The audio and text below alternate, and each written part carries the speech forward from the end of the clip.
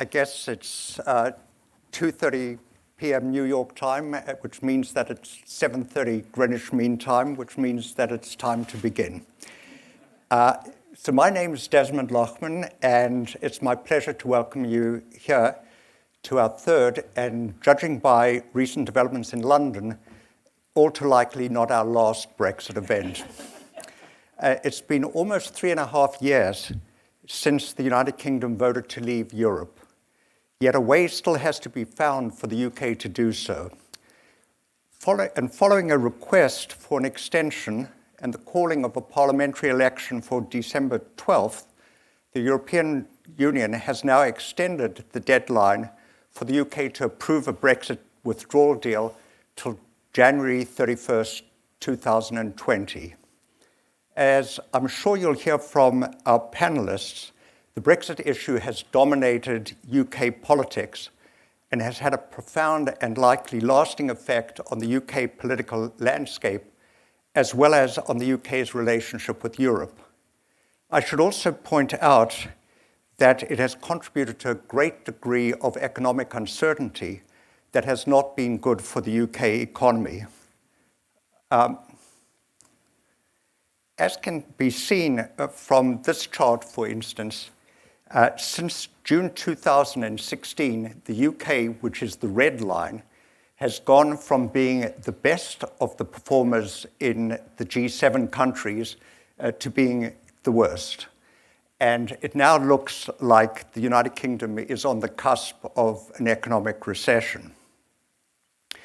More troubling yet for the longer-term UK outlook is the fact that the UK investment level has stagnated over the past 2.5 years. That's the black line at the bottom, whereas most other countries, since June 2016, they've grown by 10%. So this is clearly having a very big impact on United Kingdom economic performance. Similarly, sterling hasn't been doing too well, that it's lost something like 10% of its value since June 2016. It might also be worth recalling the economic stakes involved in getting a Brexit deal done. According to the Bank of England, UK GDP could drop by more than 5% relative to the level it would otherwise have been in the event of a no-deal Brexit. So this idea of going over the cliff is really a very serious economic event, not only for the United Kingdom, but for the global economy. This, of course, heightens the stakes at the forthcoming December 12th election, since the UK can ill afford another hung parliament that could produce a cliff edge again. A few months ago, when I started organizing today's event, I thought by October 31st deadline, which Boris Johnson had set for himself, we would have had clarity on Brexit, and that today's event would have allowed us to analyze the Brexit withdrawal deal that had finally been approved. We would then have been able to move on to discuss the next and probably more difficult phase of the UK-British negotiations with Europe as to the final destination of the economic relationship. Sadly, that has proved to have been far too optimistic a view. Instead, it would seem that we are still left with a substantial amount of uncertainty about Brexit, as well as about the UK's political and economic future. So, for instance, how will the Brexit issue play out in this December the 12th election? And how likely is it that the election will break the Brexit parliamentary deadlock that has prevented the withdrawal deal to date? What is likely to be the UK's final destination in relations with Europe following the next phase of the negotiations? And how might this affect the UK's longer-run economic performance? How might the drawing the border between the UK and Ireland in the Irish Sea, as was proposed by Boris Johnson in the deal that he tried to get through Parliament, how might that affect Northern Ireland's long-run prospects of remaining in the United Kingdom? What might the implication of the Irish arrangement be for the prospects of a second Scottish independence referendum? What are the Europeans now making of the UK's politics? And how likely is it that they would agree to yet another Brexit extension beyond January 31st if we do have a hung parliament? Finally, how is the absence of the UK in the European Union likely to affect the direction of the European project? I guess I'm better at asking questions than answering them, but fortunately I've assembled an eminently qualified panel of experts to shed light on these questions. In the order in which they'll speak, there'll be Amanda Sloat, whose Amanda was with us at the last Brexit seminar that we had some 6 months ago. She's a senior fellow in the Center on the United States and Europe at Brookings. Then Frances Burwell will follow. She's a distinguished fellow at the Atlantic Council and a senior advisor at Mclarty Associates. That'll be followed by Heather Conley, who is the director of the Europe program at the Council for Strategic and International Studies. And finally, we'll have Declan Kelly, economic counselor and director of economic affairs at the Embassy of Ireland. So I'll ask the speakers to come to the stage, and please join me in welcoming the speakers to AEI.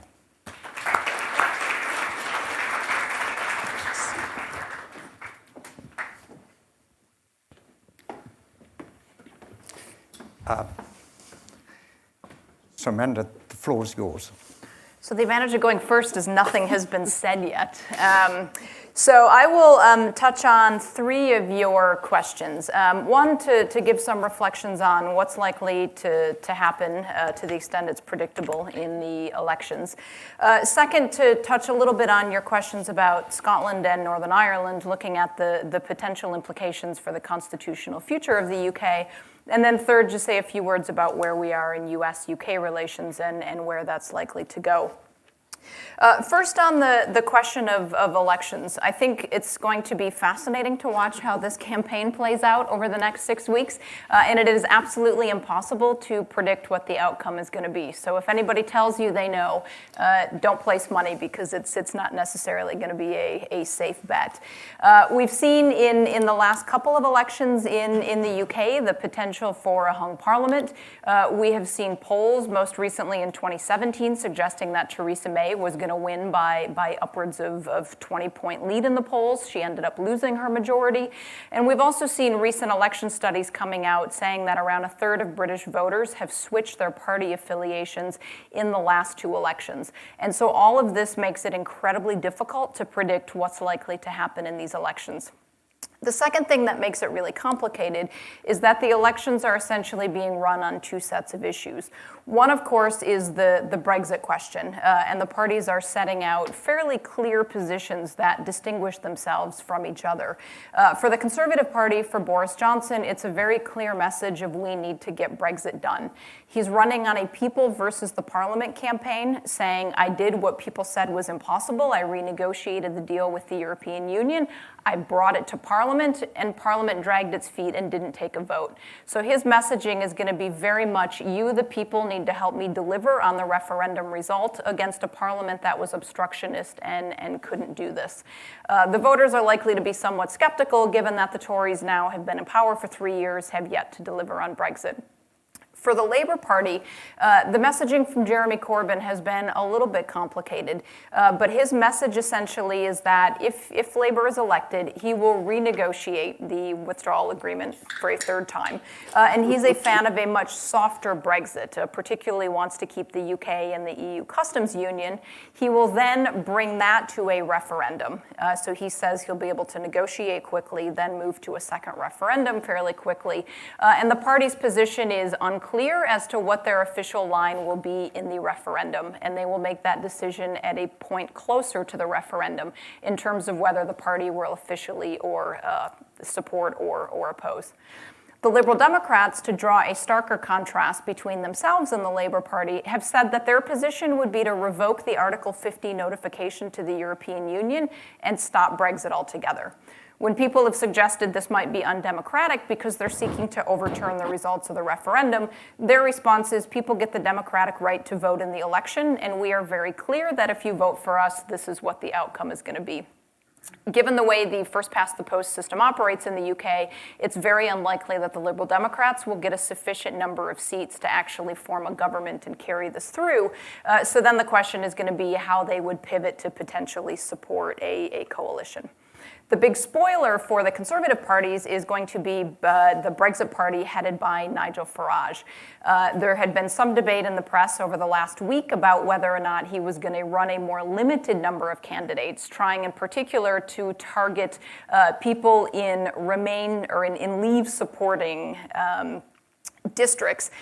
It now looks like he is not getting the guarantees that he wants from Boris Johnson, and he is threatening to stand candidates in all of the constituencies, which means it is possible that he will peel some of the hardline Conservative vote away from Boris Johnson, which could end up affecting Boris Johnson's ability to win a majority in Parliament. So this makes it very complicated on the Brexit side of the issue. The other piece is that you're essentially going to be electing a government that's going to be in charge for the next 5 years. So eventually, maybe, hopefully, Brexit will be done. And you're going to want this government to do something else on your social, domestic, and economic policies. And so part of the question for voters is going to be how they frame this, because they may be supportive of Brexit, but not necessarily like Boris Johnson, or they may be opposed to Brexit, but there's a lot of concern about Jeremy Corbyn. The Conservatives are actually switching away from a traditional Conservative focus on austerity and limited spending and coming forward with some fairly significant spending pledges focused on very bread and butter issues of healthcare, of education, of crime. Jeremy Corbyn is a self-declared socialist and is putting forward very radical economic policies that are making some people who are opposed to Brexit a bit nervous that his economic policies could actually have a much more significant impact on Britain long term than what Brexit might. The Liberal Democrats are trying to put themselves in the middle by saying that they have an anti-Brexit posture, but a much more moderate set of economic policies than the other parties might do. In terms of the potential outcomes, I think there's three ways that this could likely go. One, if the opinion polls are correct, you have a Conservative majority, and Boris Johnson comes back and is able to have a sufficiently large majority in Parliament that he can get the withdrawal agreement ratified by the end of January and move forward with Brexit in a timely way. This could happen if there is a large enough Tory majority, or if they need to depend on the Democratic Unionist Party of Northern Ireland, as they have in recent years, to be able to get this through. The second possible option is that you have a coalition of opposition parties. There's questions, if you look at the polling, about whether or not Labour is going to get a sufficient number of votes to be able to form a majority government, but they could look at cobbling together some sort of arrangement with the Scottish National Party, the Liberal Democratic Party. The Lib Dems are a bit wary of this, given that they had gone into coalition with the Conservatives back in 2010 and have been a bit tainted ever since. So they've been quite clear that they're not necessarily looking to go into coalition. The leader of the Scottish National Party came out today and said the price for her support in a coalition would be holding a second independence referendum in Scotland. So I think about the only thing the parties are going to be able to agree on is support for a second referendum. I think it's going to be very difficult for them to actually have an overwhelming government program. So the second possibility would be some sort of opposition coalition moving to a second referendum. And the third possibility is that you have a hung parliament, which leads to gridlock, which leads to a lot more chaos and questions on the future of Brexit. The current deadline is January 31st. And if you look at those three scenarios, in the Tory majority scenario, I think you actually could complete Brexit by then. In the event of a referendum or a gridlock, you would be looking at a second, or actually a fourth request for an extension. So that's the possibilities on the election itself. So second set of issues, turning to the implications for Scotland and Northern Ireland. As I mentioned, with the SNP's platform going into this, independence obviously remains very much on the minds of the Scottish National Party. 63% of people in Scotland voted to stay in the European Union, and so there is continuing frustration about being forced by London to leave the European Union when that was not something that they voted for. Notably, 2 weeks ago on the eve of the SNP party conference, the latest opinion poll was published on Scottish independence, and for the first time it hit the 50% mark in terms of people's support. The usual support had been hovering around 45%, and that's what the outcome of the referendum was in 2014. It was a 45 for, 55 against result. The challenge for the Scots is a couple. One, London obviously doesn't have the bandwidth to negotiate an internal divorce at the same time it's trying to negotiate an external divorce. So I think they're going to have to be realistic about the potential timing for moving forward. Second, Brexit has shown that divorce is really complicated. And if it's this complicated to end a union of 40 years, it's going to be that much more complicated to disentangle a union of over 300 years. Third, I think people have seen that referenda do not definitively answer political questions. We're already talking about a second Brexit referendum. We're talking about a second Scottish independence referendum. And finally, the situation in Northern Ireland has shown that borders are very complicated. So if Scotland does leave the UK and then rejoins the European Union, you're going to have a customs border between Scotland and England, the same way you do now between the Republic of Ireland and Ireland. It's not going to raise the same set of existential questions that we're seeing in Northern Ireland at the moment, but it is certainly going to be inconvenient for people that over the last 300 years have enjoyed completely unfettered access across the border. So that leads me to a comment on Northern Ireland. To me, one of the biggest tragedies of the Brexit debate has been the way in which the debates have contributed to destabilizing politics in Northern Ireland. One of the things I repeat ad nauseum when I speak about this, because I think it is so little recognized, is that Northern Ireland has not had a government since January of 2017. So we are approaching 3 years without the people there having any sort of local represented voice. The Brexit debates have brought back questions about identity. We are seeing slow increases in opinion polls for support for the reunification of the island of Ireland, and people are increasingly talking about this in a way that they have not in the 20 years since the Good Friday Agreement was signed. And we're also seeing, continued comments by dissident groups about the potential for the return to some targeting of customs infrastructure if that ends up moving forward, continued challenges on the ground. And so as a whole, Brexit, I think, has been fairly destabilizing for debates there. In terms of the withdrawal agreement that Johnson ended up renegotiating, there certainly is opposition among the Unionist community in Northern Ireland about having a de facto border in the Irish Sea. But I think even more broadly, there's a lot of questions about, one, on the consent mechanism, the Assembly, as I said, has not sat in 3 years, and so how it is going to be in a position to actually take a decision on consent, albeit 4 years after the end of the transition period. There's questions about how Northern Ireland institutions are going to be involved in the day-to-day governance of some of these issues. And there's the broader question about the potential for deviation between Great Britain and the rest of Northern Ireland, because right now, all of the UK will remain in a single customs union, but Northern Ireland will follow VAT rules and EU customs rules. And so the more the UK ends up deviating from the rest of the European Union, the greater the difference you're going to end up having in rules and procedures between Northern Ireland and the rest of Great Britain. I don't want to go on too long, so let me just say one point on the US side, which is this question of a free trade agreement. This is already something that is becoming an issue in the British election campaign, which I think is likely going to continue.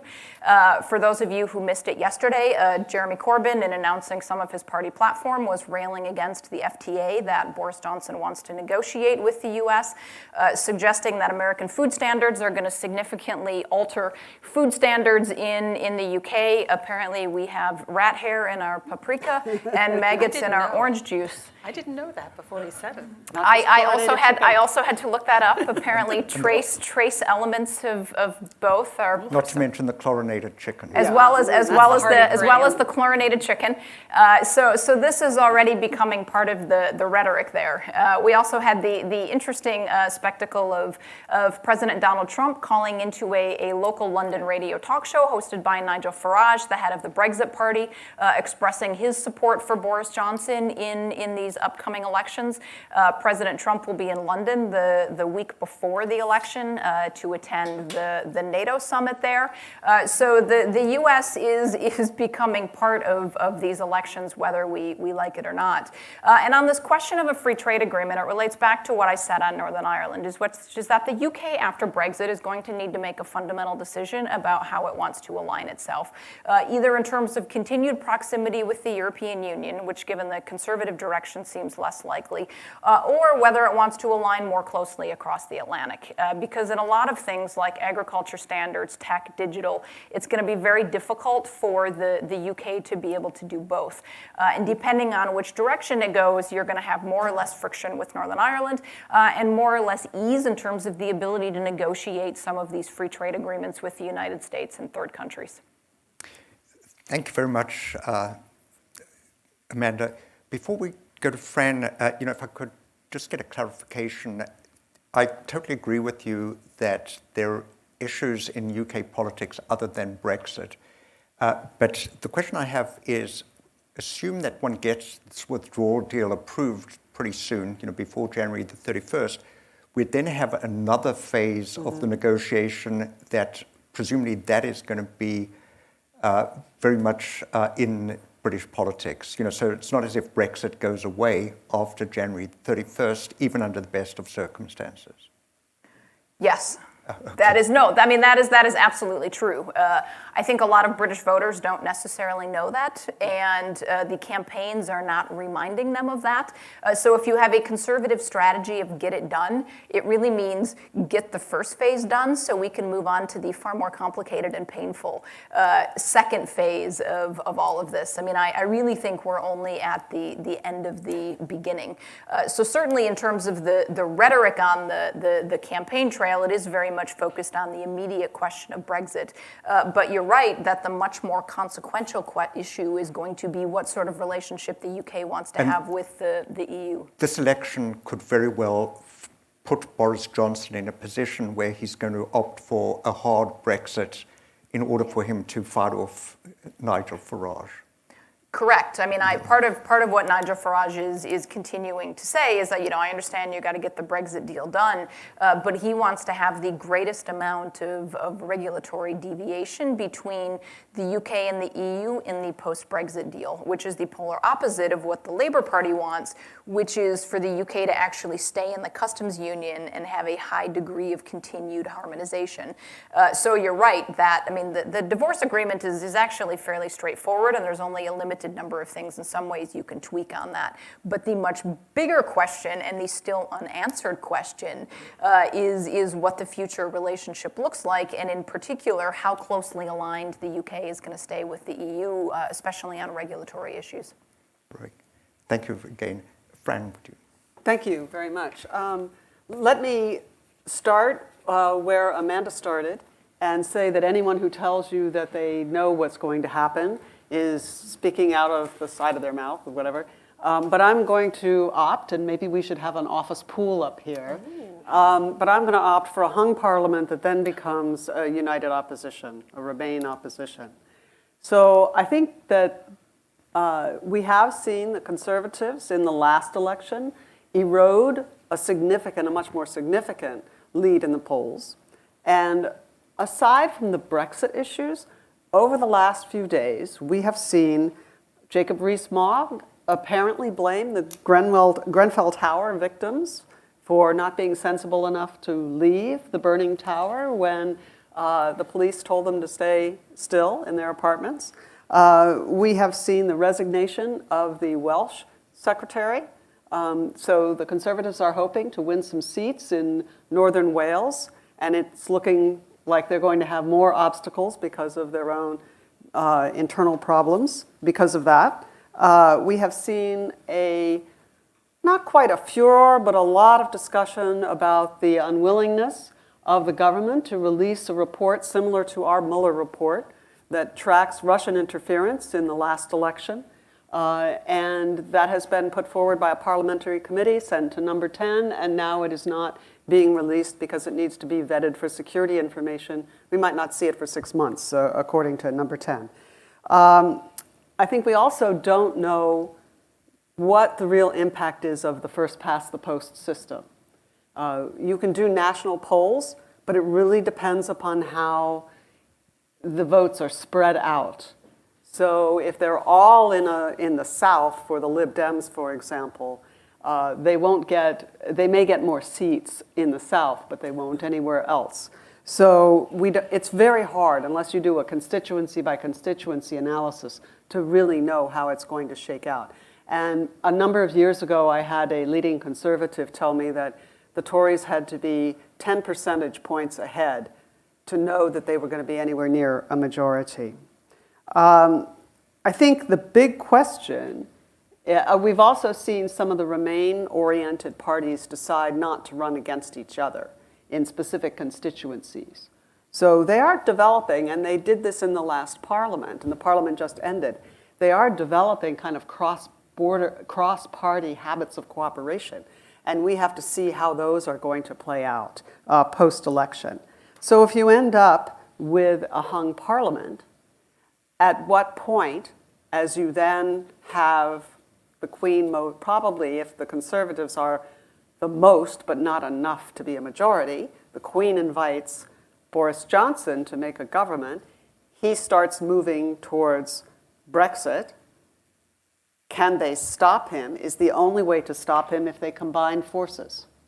And will the Lib Dems compromise and agree that Corbyn should be the prime minister for a limited period of time to get through the 6 months in which Corbyn says they will figure out how to get Brexit sorted?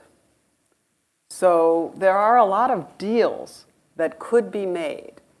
Britain doesn't usually make these types of deals. British parties don't usually do this. It's becoming more and more normal in other European capitals. But the alternative may well be a hung parliament that is totally dysfunctional and that we get to January 31st with no clearer resolution. If the parties combine, what happens? They can't go back to the country then. I think we would be talking about a people's vote. And who knows how that would work out. I think both parties, certainly the Remain camp, has learned lessons from the last campaign. I think a lot of normal people, so to speak, have come to see how difficult it is to leave the EU and the impact on the economy. But the economy has not really begun to suffer at the household level yet, despite your rather scary graphs. So it's going to be a little bit longer before that starts to. So I think, all bets are off on that. I think what is clear, though, is that there is not a consensus for a no-deal Brexit. And if Boris Johnson were to try to force a no-deal Brexit, ignoring the legislation passed in the last parliament, I think he would certainly find it extremely difficult and find that he unites his opposition. That's probably the most effective way for him to unite his opposition. I think one of the interesting questions to be asked is why he didn't just give the last parliament more time to look at the Brexit deal. Because I think, based on the comments that were made at that time, there were a number of conservatives and of the independent conservatives who basically said, give us time to look at it, a normal amount of time to look at serious legislation. And we're inclined to vote for it. But he didn't. And then he didn't let the process go forward. So is that about the fact that he wants to run an election, as Amanda says, blaming Parliament, and then he thinks that he's going to win and be in a stronger position? This is a prime minister who has lost every significant vote in Parliament since he became prime minister. So I'm not especially impressed with the vote counting ability of the Johnson team. So, but I think there is a question there about you come back, you didn't put this deal before when you could have passed it.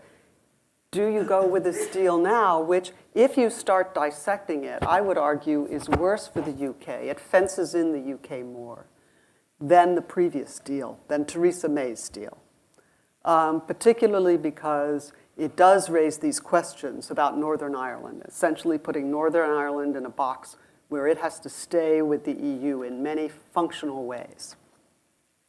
So, and I also want to stress what the question you asked Amanda. If we finally get to Brexit, if we don't go down the route of a people's vote, which is another 6 months before we know what's going on, right?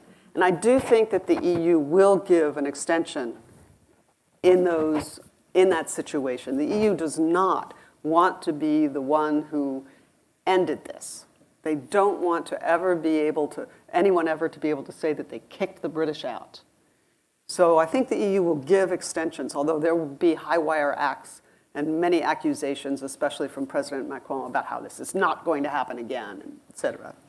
But I think that if we get to January 31st and they leave, or I would say that if one possibility is they leave even faster than that, if Johnson does win, if I'm wrong and Johnson does win, then you start this transition period, which is supposed to end December 2020.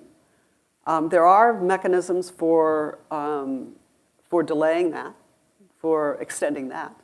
I would point out that a free trade agreement usually takes 6 to 7 years to negotiate. And even though you're starting with the same trading setup, you're creating barriers, which is an unusual, to say, put it mildly, situation in trade politics. Even though you're starting with that, you still have to have all sorts of negotiations and agreements.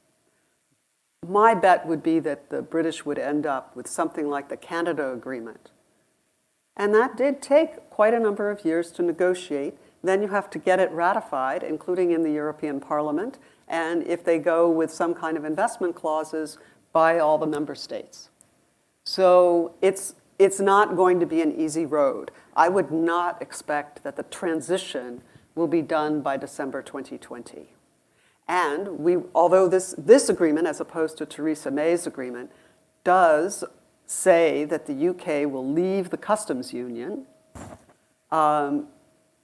once you start talking about how you're going to do that and the cost involved in that, there may be some rethinking, who knows, and there may be other ways of adjusting that.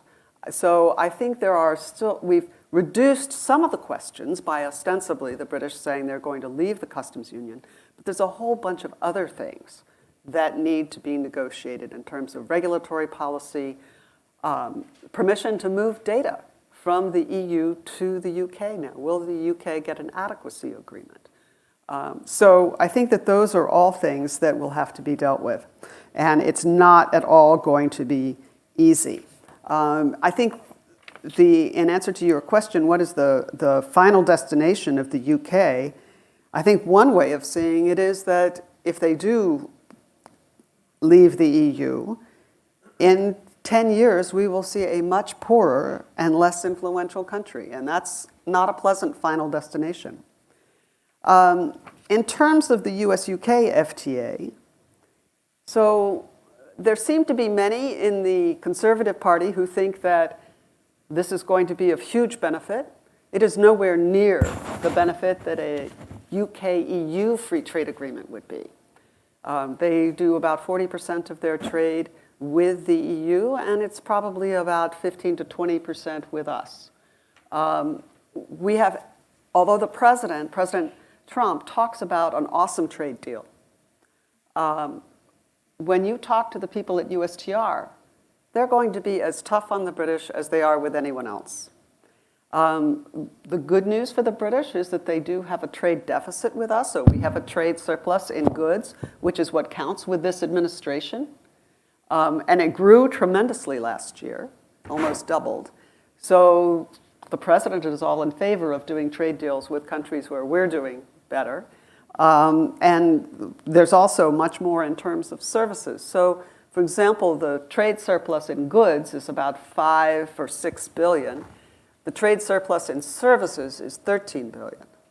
But we haven't yet heard anything about what a services agreement would look like between the US and the UK.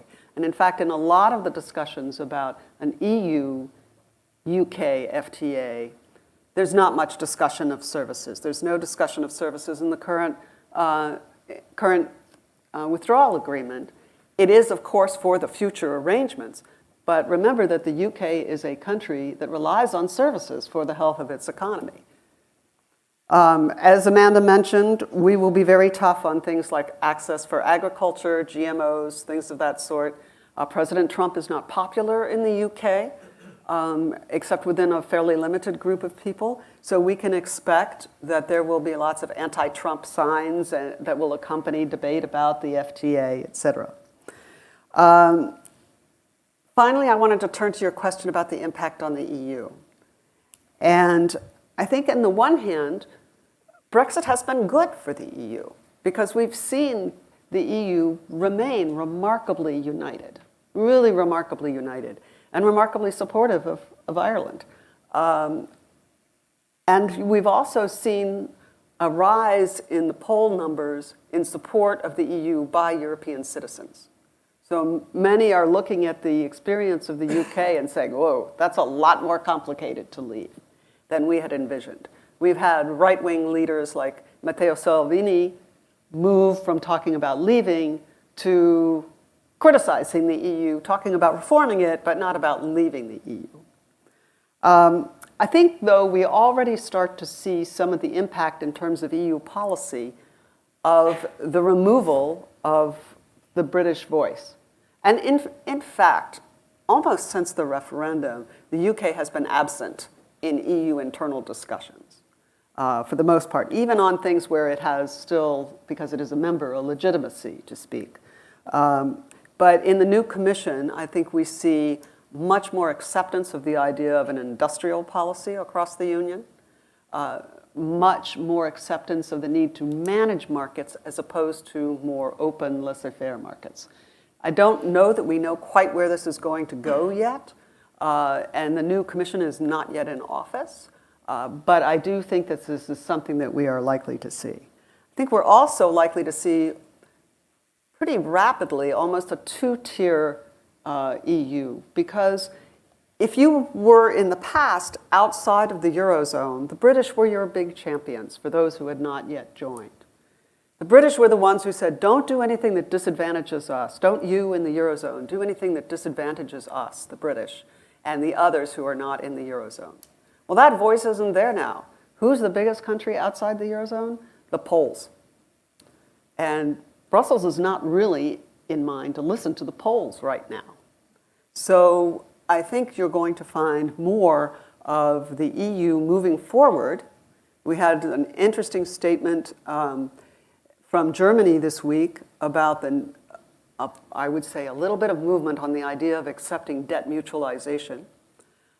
So we may see more movement of the Eurozone countries forward in the integration process, while those countries who remain on the periphery, they would not like to be described that way, but who are not in the Eurozone may find it more difficult.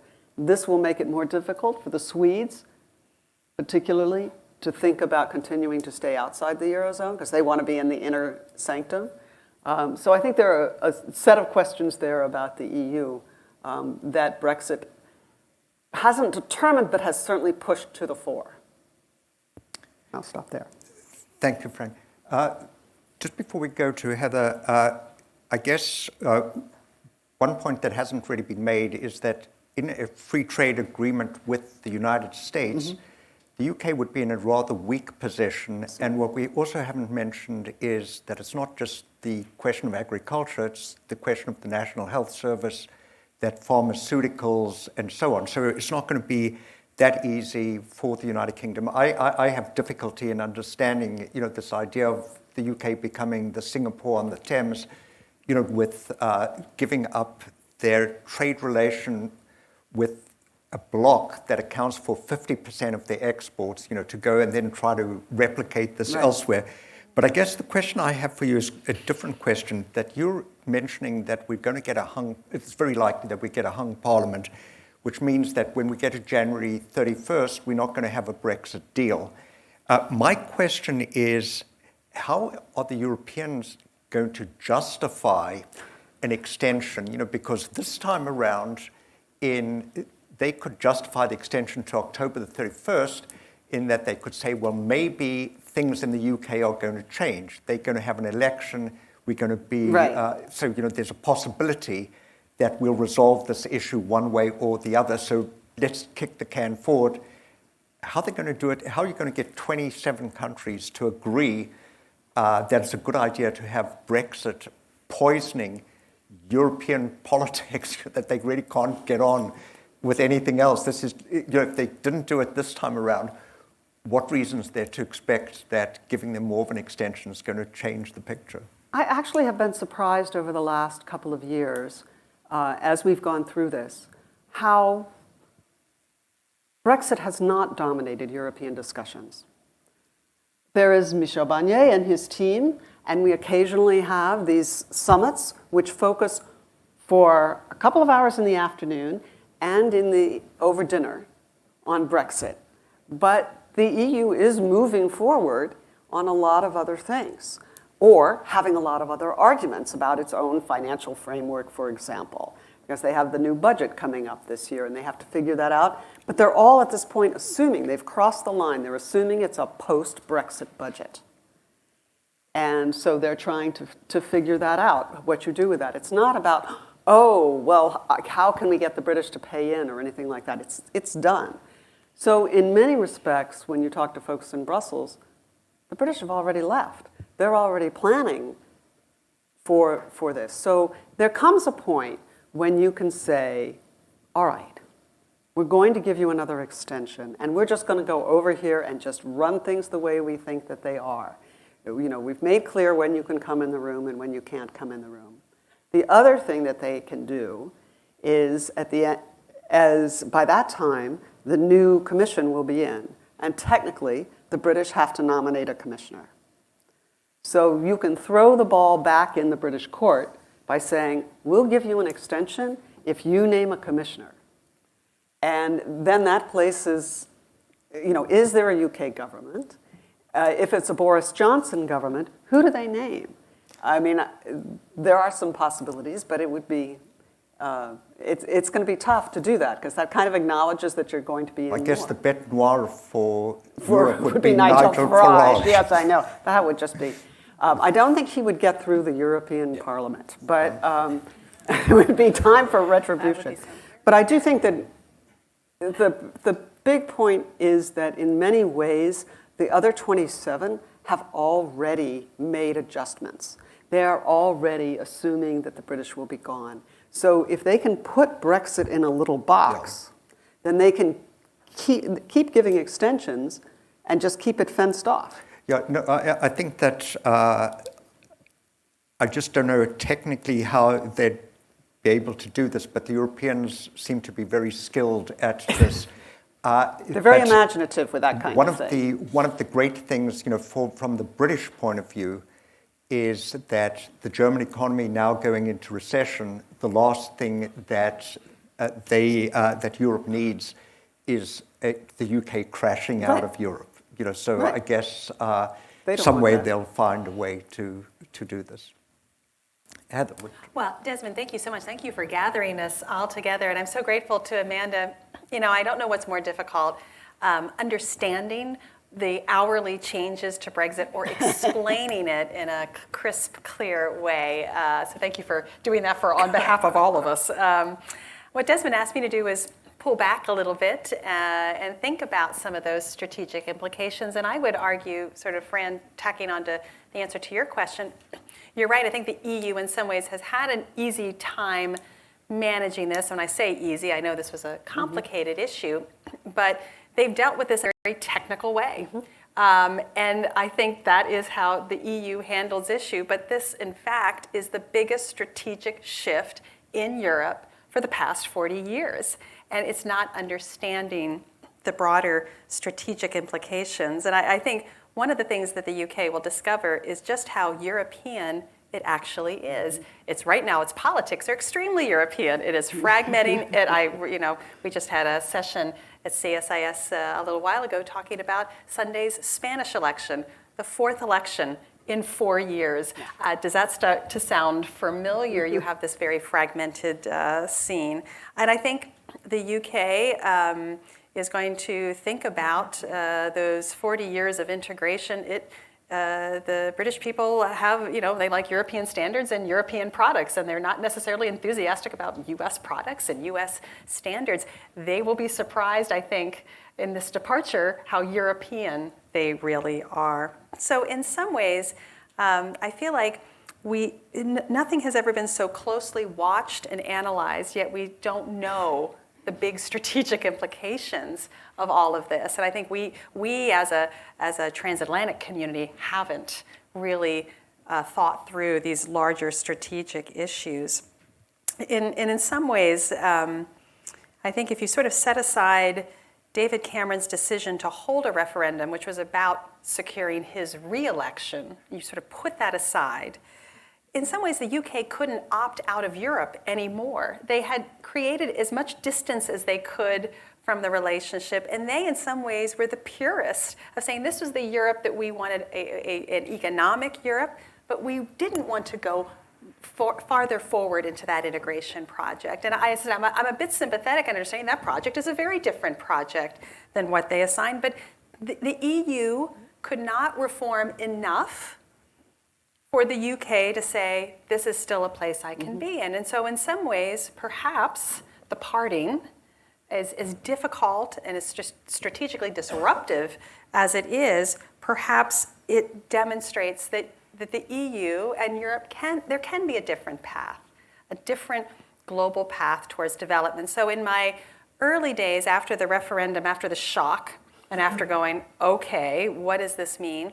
Could the UK seize opportunity?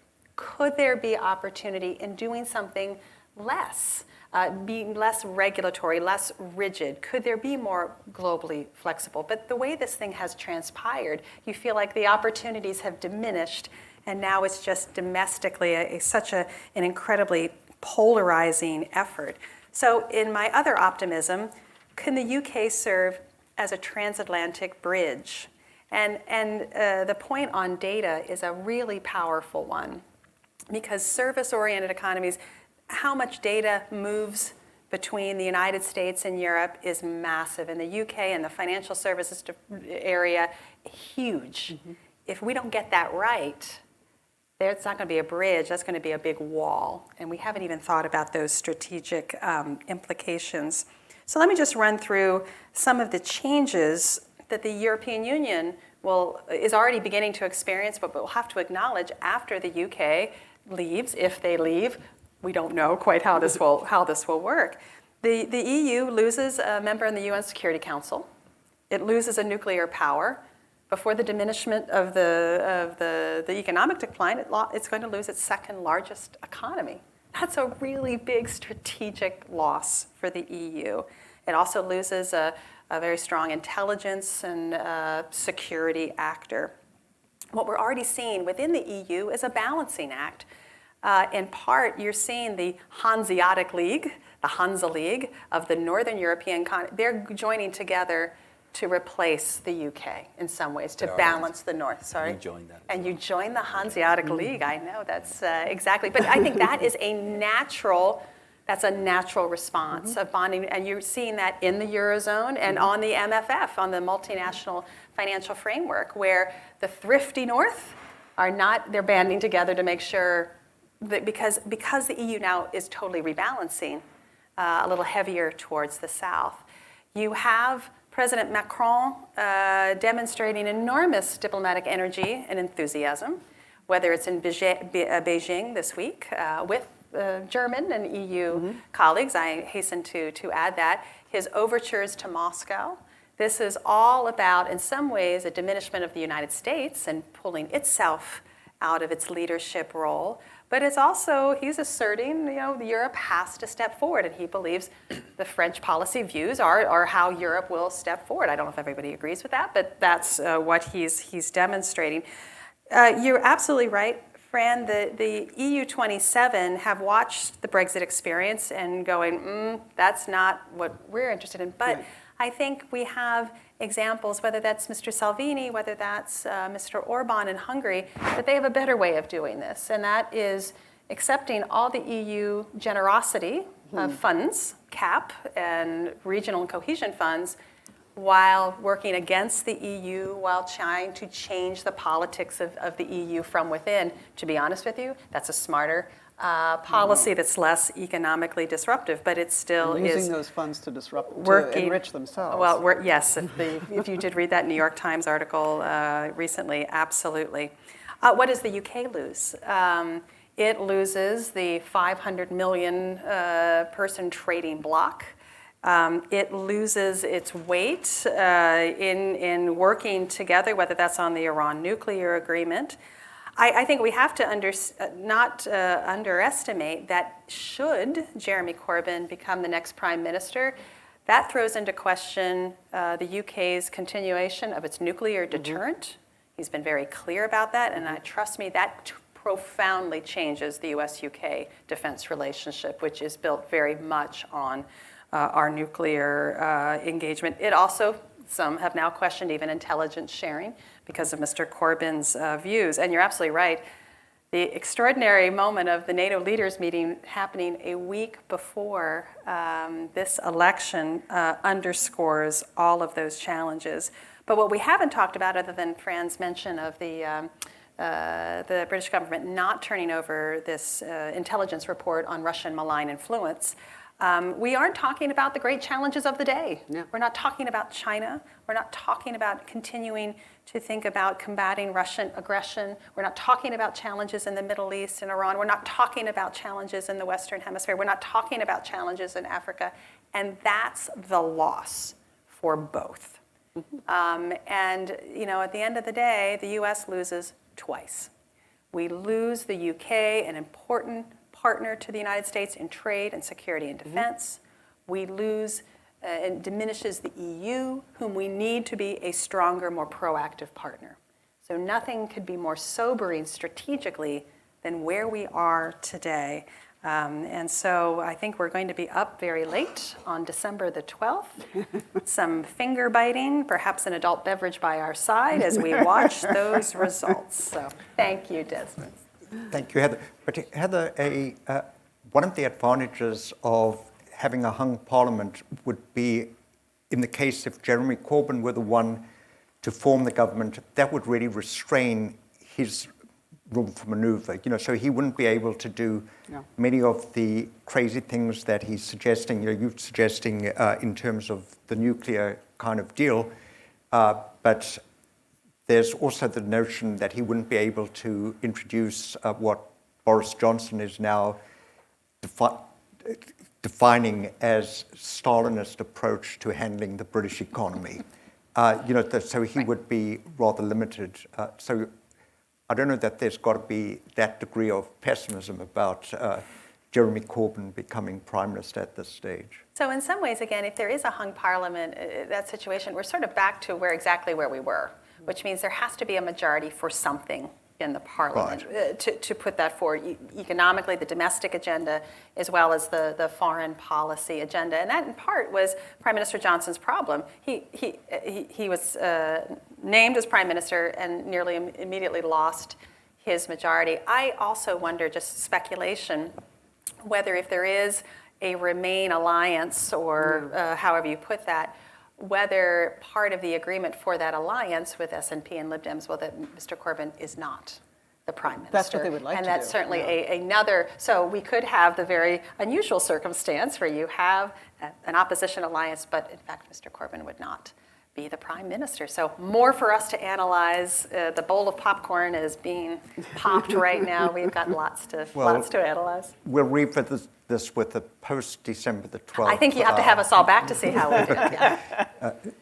Thanks, Declan. Desmond. Thanks for being here. The difficulty I the have cleanup. being last is that everyone has said everything I'd like to say, so I'll put that aside. Look, it's great to be here. Before I came here, I was 9 years in Brussels, so I cross-posted directly, and many of the things that Amanda, Fran, and Heather were saying, even Desmond as well, were things I lived in working groups. We had Article 50 working group, which was the way the EU handled it, and I think it was exactly that. The EU compartmentalised Brexit. It didn't get in the way. So it was only every so often was I brought into meetings on the, in my team was the EU budget issues, and then we had customs issues. So we were brought in and brought out. But it was done in a way that, the EU didn't want Brexit to dominate its agenda. President Juncker, the Commission President, was very keen that this was not something that would get in the way of trying to do what he wanted to do. So it was clear, I just have just the reflection, a lot of this, we lived this, but Desmond's asked me to talk a little bit about what our view is as in the embassy, as a policymaker, as a diplomat, what we see the UK exit would mean for Ireland in particular, but then also the European Union. Obviously, we are still a committed member of the European Union.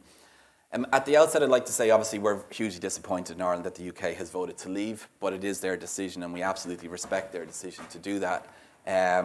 We have a lot of experience, unfortunately, with referenda in Ireland, and we did try and pass on that knowledge to them about how it is no is a yes, no. It doesn't always give you the outcome that you think it is. So we've had to do a couple of do-overs, as we say in Ireland.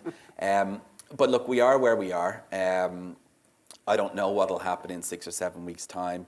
I think Amanda, Fran, and Heather here have been very kind of clear and excellent in trying to set out that agenda. But from a Northern Ireland and an island of Ireland and an Ireland-UK relationship perspective, there are all these different elements. So from our perspective, from the outset and from the beginning, we wanted to make sure that the Good Friday Agreement, so the agreement, the Belfast Agreement as it's known as well by others, that was secured. So the agreement there would not be impacted by Brexit. And Brexit was obviously going to be a massive impact on what it did. So very early on, and I mean the day after the vote, we were in there. We had already gamed this. We had discussed what would happen if there was a no vote. So we were ready to go.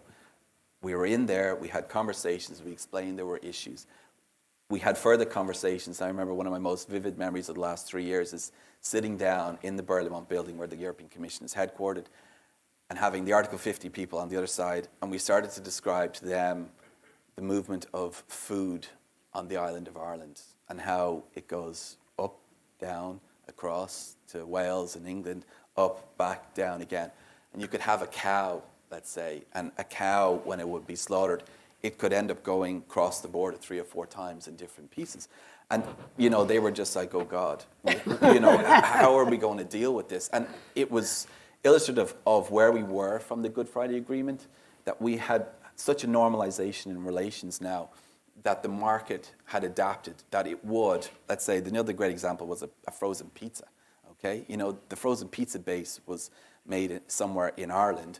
It was sent across to Wales, and they put pasta sauce on that and the cheese, and then it would be sent to Northern Ireland where it's wrapped and packaged and then sold in that market. And that's just the way it was. It's so integrated and it's so seamless within the European Union that you could do this.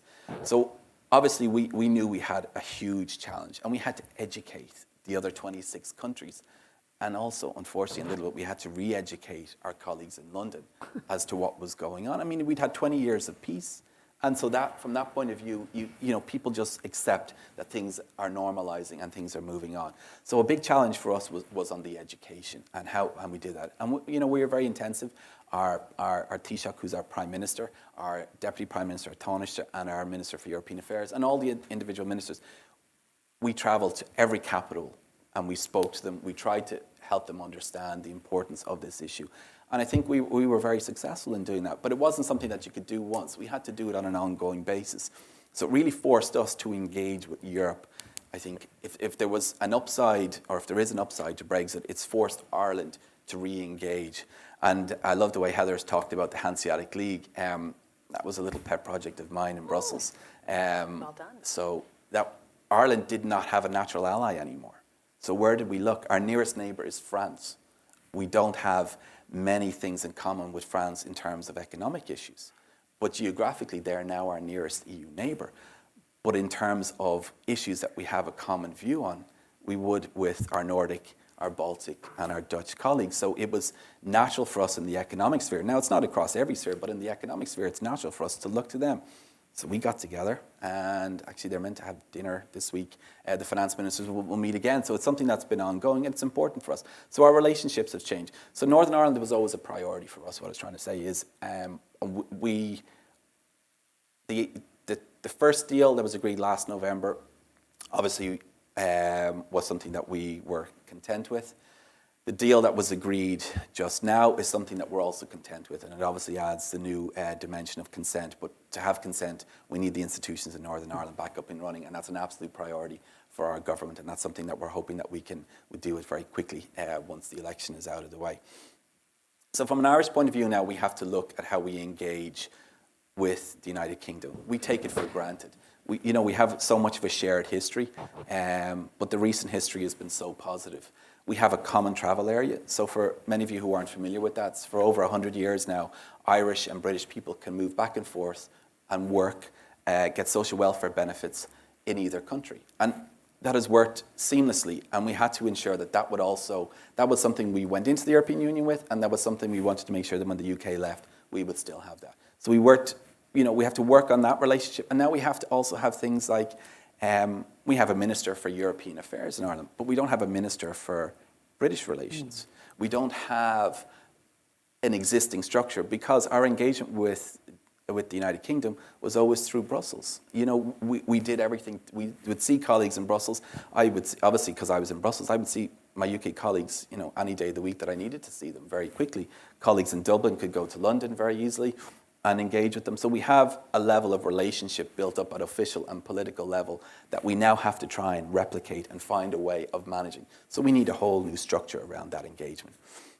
In terms of the European Union, I think Heather has also touched on what does it mean. The implications are huge, but I think the point that they really wanted to emphasize is that the EU is moving on. We've moved on. The UK hasn't been in the room since the 1st of October, but really it hasn't been in the room since the referendum. And that is disappointing. Now, on key areas, let's say, that I deal with, like financial services, they would engage because for them that is an existential issue. Taxation as well, they want to keep an eye on. The EU is doing a lot of work on dealing with tax havens. So they're looking at how, and unfortunately many of them are UK Crown dependencies or overseas territories. So the UK has a strong view in making sure that they are protecting them. But apart from that, on the budget, the multi-annual financial framework, where the United Kingdom is a massive contributor, they were in the room, but they weren't contributing. But if we go beyond December 2020, we have the issue now where we're into the new cycle. And how does the UK contribute if they're still there?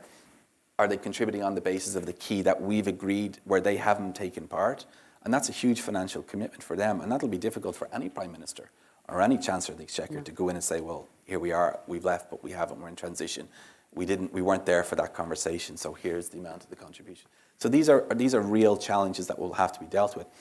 But I think the EU was very clear. I mean, the appointment of Michel Barnier was, I think, just fantastic. He understood the issues in Northern Ireland. He'd been there when the Good Friday, a European Affairs Minister, when the Good Friday Agreement was around, as a Regional Affairs Commissioner, when the Good Friday Agreement was done. So he knew we have a special programme supported by the European Union called Peace Programme, and it helps support peace projects. So he was there, he understood that, and that gave us a huge link in already. So, looking beyond Brexit on the basis that Brexit happens, and given that we don't know where we are with the election, I think from an Irish point of view, we're very hopeful that our relationship with the United Kingdom will be strengthened. We want them to succeed, because if they succeed, the island of Ireland will succeed as well. Our economic relationship with them is €1 billion a week. That is huge. Then you have Northern Ireland. If the United Kingdom is successful, Northern Ireland will hopefully be successful. That means the island.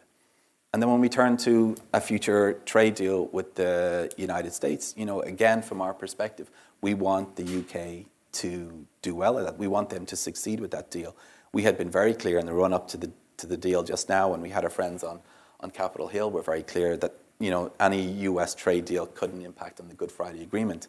And we had tremendous bipartisan support there, and that is something we hugely appreciate. But we've been clear now with the administration that the deal on the table, if that deal is ratified, we're fine, and that will protect the Good Friday Agreement, and we're happy then for any trade deal to do so. There's lots to look at, lots to think about where we're going to go, but I think from a European Union perspective as well, it has to figure out how it engages with the UK as a third country. We have to change our diplomatic relationship with them. There will be a larger embassy in London. You'll have missions in Scotland and Wales and Northern Ireland. We have to pivot that mindset. They're so close to us, but yet they're not there. They're not Norway and they're not Switzerland because they're not in the EEA. It's different. This is going to be new for us. And when we get down to difficult conversations in any future relationship, like financial services, things are going to get very difficult. So this will not be done next year. Given that we took 3.5 years to do with, 3.5 years to do withdrawal agreement, I don't know, 6-7 years seems probably the ballpark for a trade deal, but there will be many other deals that are needed in different sectoral areas. So it's going to be fascinating, and it reminds me, we seem to be in like season 4 of a Netflix special on Brexit, and I don't know how long they'll let it run for, but it's hard to keep up with it all the time. So. And December 12th is Game of Thrones, right? He's going to be able to do it. Yeah. Without dragons. Declan, Ireland is the country within Europe that would most be affected by British economic performance, that you most exposed to them. A question I have is Boris Johnson committed to sticking with his Brexit agreement if he gets re-elected, or is that open to discussion? I'm thinking in terms of, the arrangement that he made with Northern Ireland. Yeah. Is that he's committed to doing that next time around? I mean, my understanding is, and obviously I'm here and not in Dublin, but our understanding from the agreement is that, this is the deal on the table for them, and that's the deal they hope to ratify, and we would hope that too, because, I mean, as much as the UK made concessions, so did we, and we made some big concessions from our perspective, and it's hard to know whether, I think any government in Ireland would be prepared to go again and look at, and regardless of the European Union, but whether we could go again. So, our hope and expectation is that the deal that's there is the deal that will ultimately, at a minimum, be ratified, unless there's a change in Prime Minister and party. And then I don't even want to think about if we have to go back again and start another negotiation. I guess that's right. What Nigel Farage seems to wanting Boris Johnson to do is to walk away from the deal.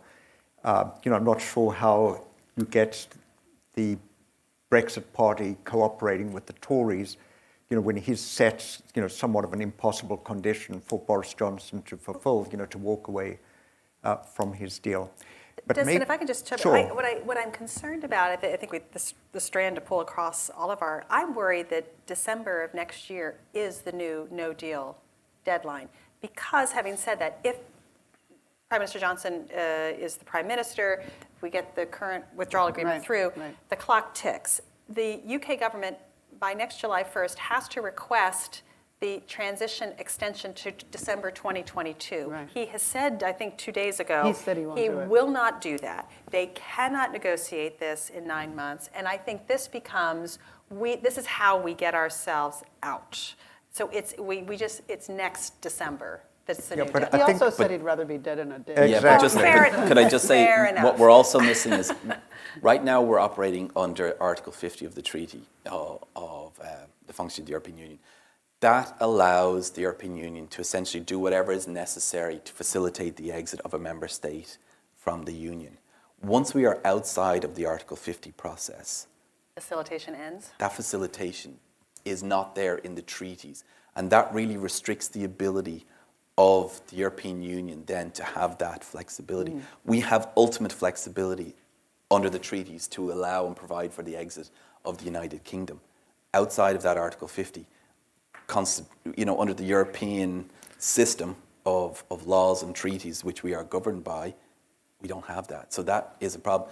I remember having a conversation earlier this year with colleagues saying, we have a no deal deadline now, but ultimately we have the no deal deadline of December 31st, 2020.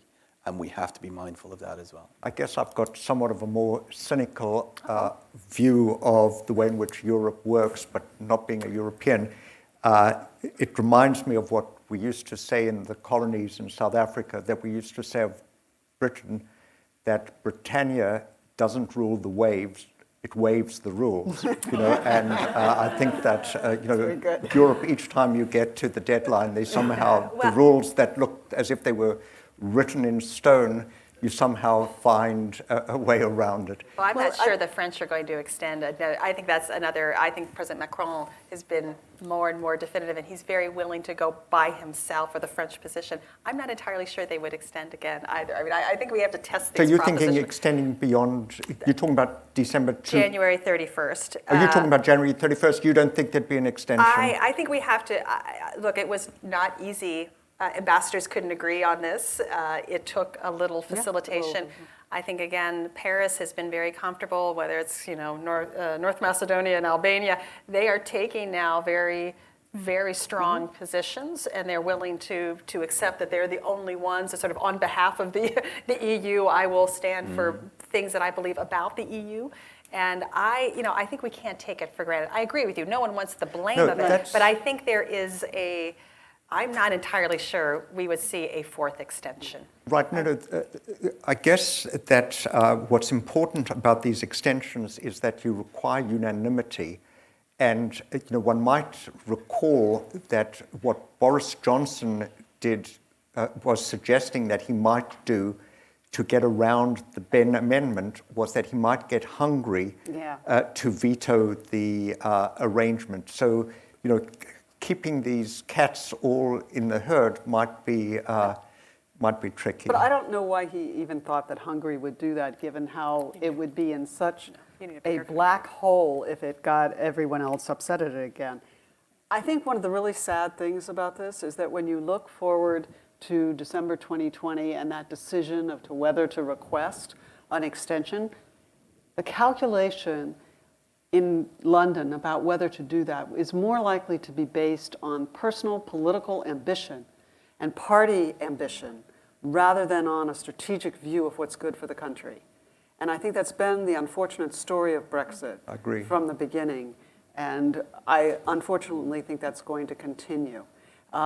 Boris Johnson, for right now, sees a value to himself in kicking this can down the road to try and become, to get more consensus for him staying in power.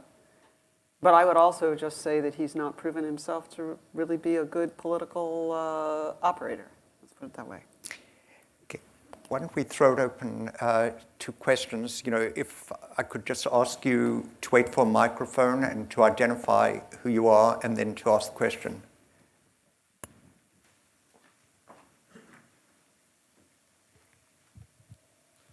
Hi, I'm Piotr from the UK, so it's going well.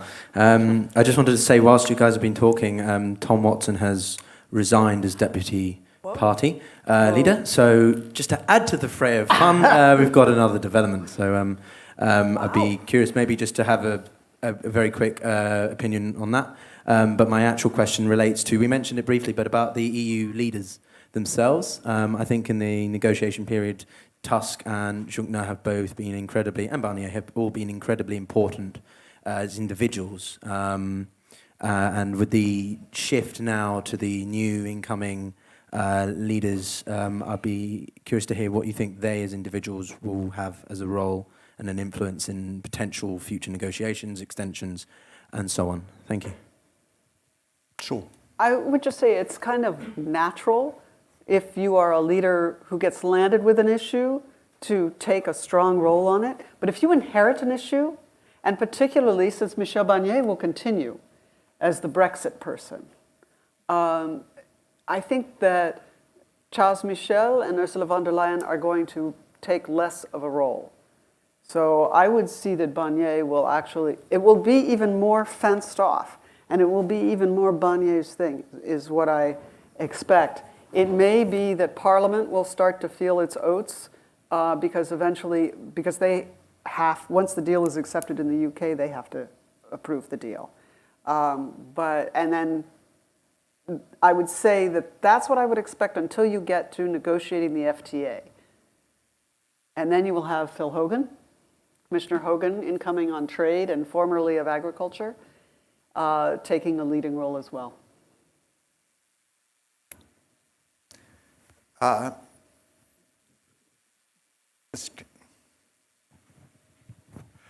Thank you, Bert Ely, a banking consultant. As I look at what's coming down the road here very quickly, my sense is you all have kind of almost understated what the short-term economic turmoil is going to be. And this is happening at a time when we are seeing a global weakening in the economy. Might the turmoil that arises out of the UK stumbling out of the EU have much broader and more serious economic effects, specifically in terms of putting not just the US, but Europe, and maybe the entire world in a recession? Well, I guess. You probably looked at like this to more talk than about any that. of us. Yeah. Yeah, no, Bert, you're right, is that what we're talking about is a potentially very important event, that I don't think one wants to underestimate it, and it doesn't seem to be something that the Trump administration really grasps, that like the chart that I put up, this is from the Bank of England, you get the same from the IMF, the same from the OECD. The UK crashing out of Europe without a deal would be a real economic event for the UK, but as you say, it would be occurring at a time that the German economy is already in recession, that we've got problems brewing in Italy, that the trade war is the global economy is in a slowdown, there might be mispricing of credit in global markets. So this is the reason that the stakes are already very high, and that's one of the reasons I think that the Germans have been so keen not to allow the UK to go over the edge, that you're getting the flexibility on the side. So I'd expect that would continue, but there's the potential for an accident. You'd really have to keep everybody in line, to provide this extension, for this event not to occur. I have to say the irony is that, in some ways the economics haven't been powerful enough in the UK to focus the minds. Right. It has been slow.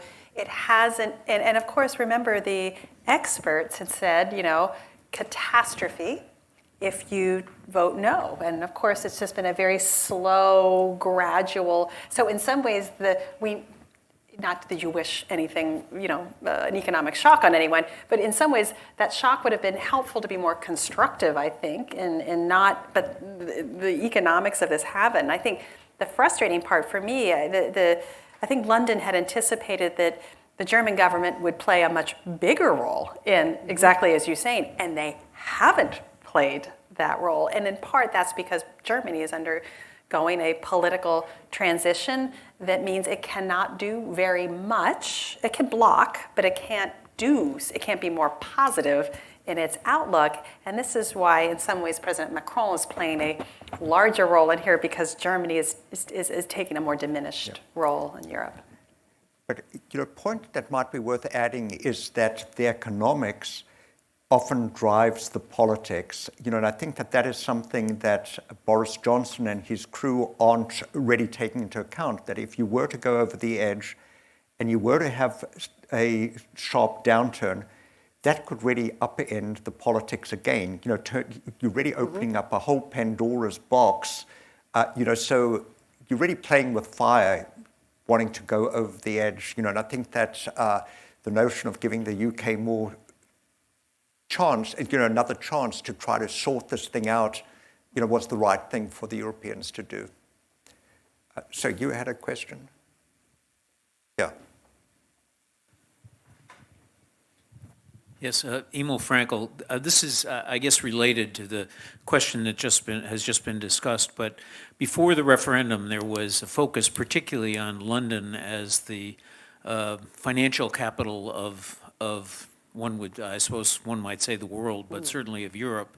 And that London clearly has been, for good or ill, with some political consequences, the engine of economic growth for the United Kingdom.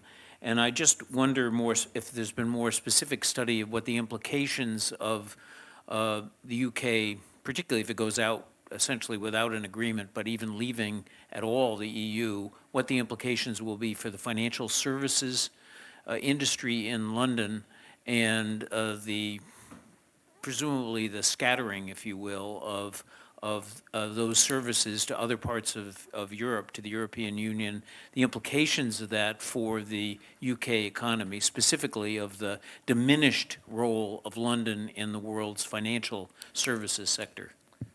Declan, would you like to say? Yeah, look, there's been a lot of work done on that particular issue.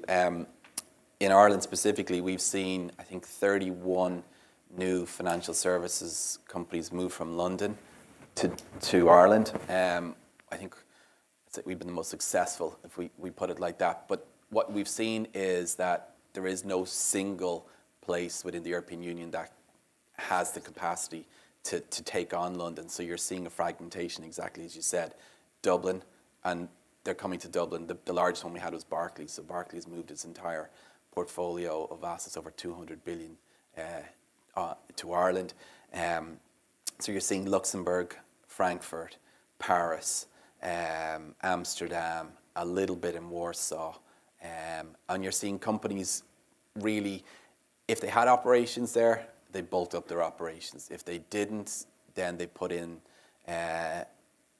try to match the skill set that may be already operating in those different European member states. So each kind of the countries I mentioned there, they would have different kind of skill sets already in operation. So they're looking for that pool of talent that they can readily go to.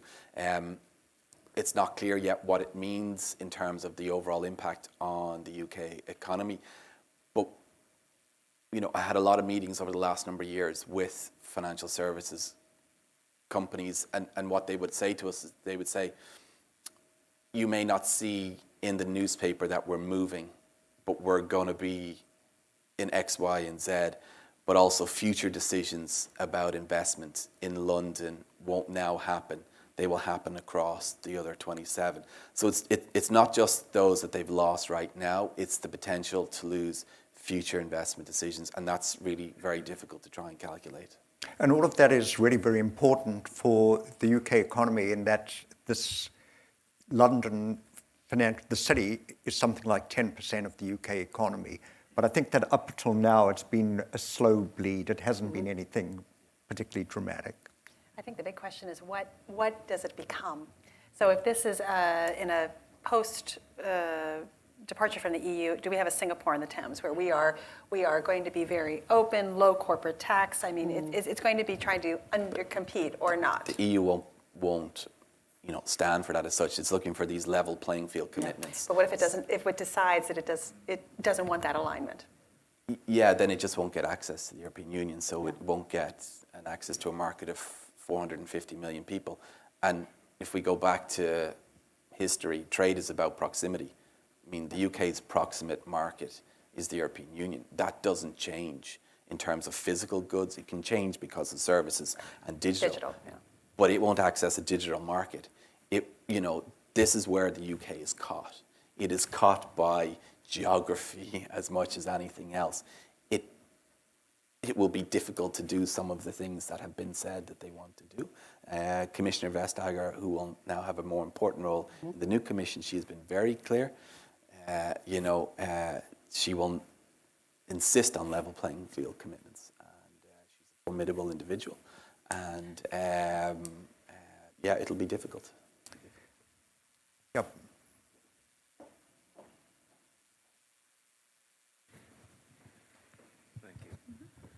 I'm Paul London.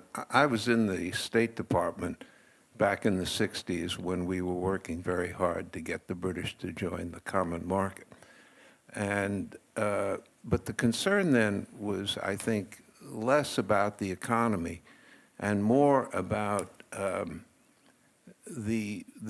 we thought the British would do a better job of keeping people within Europe from playing footsie with the Russians. And we were in Italy this summer, and there's a lot of talk about some sort of arrangement, especially in the business community, with the Russians. It certainly was always a feature of our concerns with Germany, that Germany had a tradition of an Eastern European connection. And of course, there's already the Eastern European group. So nobody has really talked much about the political implications of this. It's certainly terrible, I think, for us. But I wonder if some of these things that we were afraid of back so many years are starting to be more evident again. I think there are patterns of Russian influence very much in the UK today, whether they were in the EU or not in the EU, particularly the City of London and the financial services have gorged themselves on a lot of Russian oligarch money, and they're paying the security price for that. I think you're right, though. The idea behind that was, again, to anchor and stabilize Europe, make it think in a more outwardly looking foreign policy security, more market-oriented enterprise. It's a huge anchor, and that's why we won't understand until it actually happens, if it happens, the implications for the EU without the UK itself. The Russia challenge, and is it on top of the Russia challenge? It's the China challenge, which again the UK has not certainly declared itself clearly on Huawei and 5G, despite being a very important security intelligence partner. So there are challenges individually to the UK that the rest of the EU is facing those very similar challenges. Okay. Desmond? We'll just take the last question. Oh, sure. Yeah. Is there not I a single woman in the room who wants to ask a question? I know you're all smart and thinking thoughtful things. Nope. Nope. So let me just wait one point on Russia. Sure. And that is that I think sometimes here we forget how close Russia is to Europe in terms of proximity. And I go back to what Declan said about physical trade. And actually, some studies show that in services trade and digital trade, you still see proximity as an impact on who trades with whom. On the other hand, I think it is, while not trying to ring fence off Russia from European business, we do need to work with them, and they need to work on transparency, anti-corruption, and other issues like that, anti-competitive practices. So I think that there's an ongoing conversation there. I don't see it so much now as are the British in or out, and does that affect it? I think Heather's right. The British themselves have a great need for tracking ownership of, especially in real estate and other places like that. So, but I do think that we need to acknowledge that to some degree the situation in Europe is that they have a big neighbor who is a potential trading partner. Okay, last question, that gentleman. I'm not a woman, but I do have a question. So it's a very quick question. No one has commented on Gibraltar, and that, of course, is another one of those conflict zones. Would anyone on the panel care to predict what's likely to happen in the case of Gibraltar? Thank you. I mean, the Gibraltar question came up fairly late. In contrast to the Irish, who were engaging very effectively early diplomatically on that, the Spaniards brought that up quite late. I think the questions around that just have been a lot less existential than what they've been, certainly in Northern Ireland and to a slightly lesser degree in Scotland.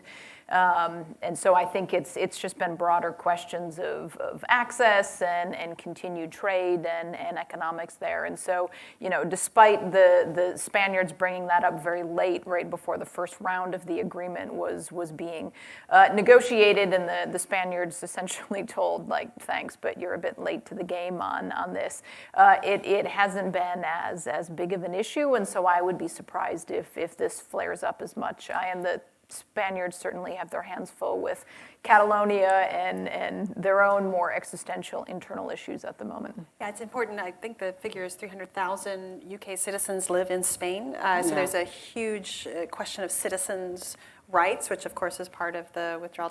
There is, obviously, this has opened up the sovereignty question, indeed, and the issue over the Iran tanker really highlighted that. So I agree it's not as prevalent right now, but we need to keep our eye on that ball. There are some issues, particularly as Spain itself is working through its own political dynamics, and we'll see what happens on Sunday with that. I think it's just worth noting that Gibraltans have overwhelmingly identified as British when given that opportunity, but they also overwhelmingly voted to stay, to remain. And that's the kind of conflict, internal conflict, if you will, that only works itself out over time. And I don't have a demographic view of, was that even stronger among younger Gibraltans, et cetera. So I think it raises some of the same issues that we see in Scotland and potentially in Northern Ireland down the road. So maybe offer them a Irish solution, let them stay de jure with the Brits and de facto in Europe. I think the EU has been very clear there is a special solution for Northern Ireland because of these special circumstances there. The Scots certainly would be very happy to have the same arrangement that Northern Ireland does, but the EU is drawing a pretty clear red line. Okay. On that, let me just ask you to thank the panelists.